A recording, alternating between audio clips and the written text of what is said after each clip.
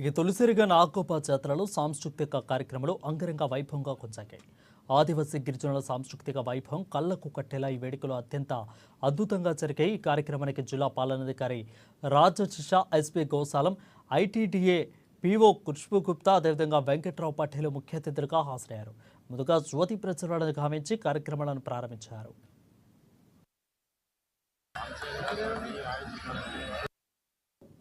ఈ ఇంద్రవెల్లి మండలం కిస్లపూర్ నాగోప జాతరలో ఏర్పాటు చేసిన సాంస్కృతిక కార్యక్రమాలు ఆహుతులను ఎంతగానో ఆకట్టుకున్నాయి.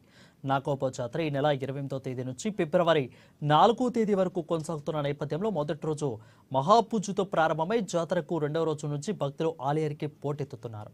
ఈ నేపథ్యంలో మూడో రోజు ఆదివాసీ సంస్కృతి సాంప్రదాయాలు ఉట్టిపడేలా కళాకారుల నృత్య ప్రదర్శనలు అలరించాయి. తెలంగాణలో జరిగే ఈ ఆదివాసీ సంబరం రాష్ట్రంలోనే రెండో అతిపెద్ద జాతరగా పేరొందింది. సుదూర ప్రాంతం నుంచి భక్తులు తరలివచ్చి వేడుకలను తిలకిస్తున్నారు.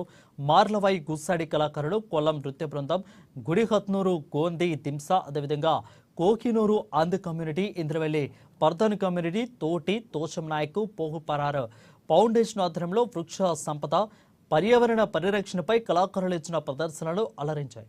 లయబద్ధ నృత్యాలతో చూపరులను విశేషంగా ఆకట్టుకున్నాయి.